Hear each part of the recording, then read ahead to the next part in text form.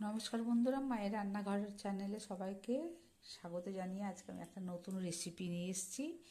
প্রত্যেকের বাড়িতেই তো ভাত বেড়ে যায়। এই যে আমারও কালকে ভাত বেড়ে গেছিলো, সেটা আমি ফ্রিজে রেখে আজকে মিক্সিতে ভাতটাকে ভালো করে বেটে নিয়েছি। আর বিউলি কলাইয়ের ডাল, আর এর সঙ্গে আদা, কাঁচা লঙ্কা, মৌরি বেটে দিয়েছি। নিয়ে পাতলা করে কি সুন্দর পেঁপার ধোসা তৈরি হয়ে যাচ্ছে।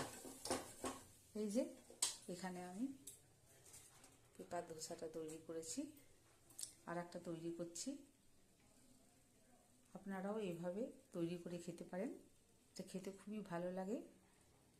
বাসি ভাতটা ফেলে না দিয়ে একটা সুন্দর খাবার হয়ে যাচ্ছে।